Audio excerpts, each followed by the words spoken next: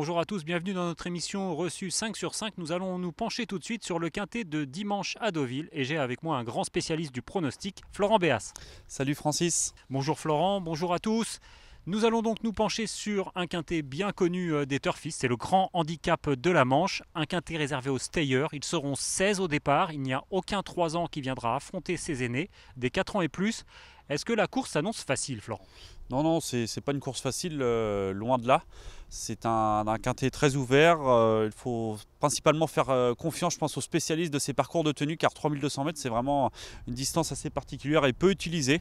Donc des surprises ne sont pas à exclure, même si on a tenté de détacher quelques bonnes bases. Bah écoute, on t'écoute tout de suite avec ta sélection en 8 chevaux.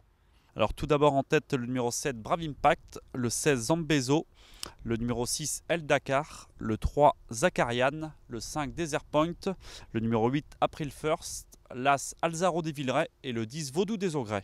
Alors Florent, tu nous parlais de spécialiste de la distance, mais tu n'as pas hésité à mettre en tête un cheval qui n'a jamais couru sur les parcours de tenue. Il s'agit de Brave Impact, le numéro 7. Il vient de terminer deuxième à Saint-Cloud, mais c'était sur 2400 mètres. C'est sûr, c'est un peu contradictoire ce que je vais vous dire, mais c'est un cheval, je pense qu'il n'a pas tout montré encore, un fils de Monjeu, l'entraînement très habile de Pia Brandt. Il reste sur 2 tentatives de choix, notamment à Compiègne où le terrain était collant. Donc si le terrain venait à s'assouplir d'ici dimanche, cela ne le dérangerait pas. Et en dernier lieu, il est très bien couru à Saint-Cloud. Ce jour-là, il m'a beaucoup plu. Il a patienté, il est venu terminer dans une très belle action à la deuxième place, dans un quintet qui me semble plus relevé. Il est désormais plus détendu dans un parcours, donc le rallongement ne devrait pas le déranger. Associé à Maxime Guyon, j'en fais un solide point d'appui. Alors ensuite dans ta sélection il y a le numéro 16 Zambezo. On va tout de suite écouter l'avis de son entraîneur Yann Lerner. C'est un cheval qu'on a envie de rallonger depuis un certain moment et il a fait une très bonne rentrée après sa castration et on a tenté le pari le dernier coup de le passer directement sur le 3100 pour voir un peu ce que ça donnait et c'est vrai que la dernière fois il n'a pas manqué grand chose pour qu'il s'impose. C'est pareil, c'est un cheval qui a une bonne valeur. On sait qu'à cette valeur-là, il est très compétitif. Donc on espère qu'il va bien courir pour ce beau quintet. Il a le droit de s'imposer de la façon qu'il a couru l'autre jour. Il a pris l'avantage, il est venu pour finir. C'est vrai que dans ce quintet-là, il y avait des chevaux il y a eu des très bonnes notes aussi. Donc est-ce qu'il va s'imposer? Je pense que dans les quintets, les parcours, ça se joue à pas grand-chose. Mais le cheval a l'air vraiment en très bonne forme pour cette course-là. Il a quand même pour lui de ne pas avoir beaucoup couru cette année. Il arrive avec pas mal de fraîcheur pour la deuxième partie de saison et je pense que ça, c'est déjà un grand plus. Dans son entourage, on est assez confiant.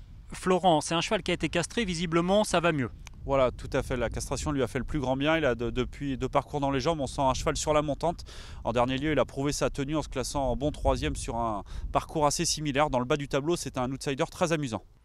Ensuite, il y a le numéro 6, El Dakar. Et pour celui-là, on a une course référence. Bah tiens, tu peux nous la commenter tout de suite. Ce jour-là, elle courait très bien. C'est une pouliche qui avait gagné son quintet en début d'année, mais elle a prouvé depuis qu'elle était toujours compétitive. Ce jour-là, elle a longtemps fait illusion pour la victoire, n'échouant finalement qu'à Prélude face à April First, qui était venu terminer le plus vite en dedans. Elle va dans tous les terrains. Sa forme est sûre. C'est difficile d'aller contre. Je pense qu'elle va faire l'arrivée une nouvelle fois. Une autre jument après, le numéro 3, Zakarian, tu as décidé de ne pas la condamner sur son récent échec. Non, tout à fait, comme son entourage l'a déclaré dans notre rubrique entraînement. Elle avait été mise au repos quelques semaines après sa victoire sur cet hippodrome de Deauville. Pour sa semi-rentrée sur le sable, une surface qu'elle ne connaissait pas, elle n'a pu se montrer menaçante, mais je pense qu'il ne faut pas la condamner sur cette tentative. Elle retrouve le gazon et malgré le fait qu'elle doive affronter ses aînés, je pense qu'on peut lui faire confiance. En tous les cas, elle mérite d'être rachetée. Il y a ensuite dans ta sélection le numéro 5 Desert Point et on va faire une petite confidence. C'est un cheval que tu avais placé plus bas dans ta sélection, finalement tu l'as remonté. Qu'est-ce qui t'a poussé? J'ai refait le papier un peu de plus près. C'est vrai qu'il a quand même couru dans des lots de qualité. Et même si je pouvais craindre son manque d'expérience, raison pour laquelle je ne l'avais pas forcément gardé dans un premier temps, je pense qu'il est pris un poids correct pour ses débuts dans les handicaps. On fait appel à Christophe Soumillon pour le monter, même s'il découvre cette distance et qu'il n'est pas aguerri dans ce genre de tournoi, il convient de s'en méfier d'emblée. Bon, on a passé en revue tes principaux favoris pour ce quintet. On a dans cette réunion de dimanche une pépite que tu vas nous conseiller. Bah écoutez, ce sera dans la 7e, le 9 Skating the Park, un pensionnaire de Jean-Bertrand de Balanda qui est en forme puisqu'on a vu un certain Nawal s'imposer de bout en bout pas plus tard que jeudi. Ce Skating the Park n'est autre que le tenant du titre. Il avait gagné cet handicap la saison dernière. Il aborde cette épreuve avec de la fraîcheur. Il a très peu couru cette année, 2 tentatives. En dernier lieu, c'était sur l'hippodrome de Saint-Cloud à la fin juin. Il avait pris une bonne 3e place. Je pense que son jour est proche. Si le terrain venait à s'assouplir, ça ne le dérangerait pas du tout. Loin de là, bien au contraire. Je pense que c'est un bon point d'appui dans cette 2e épreuve du handicap.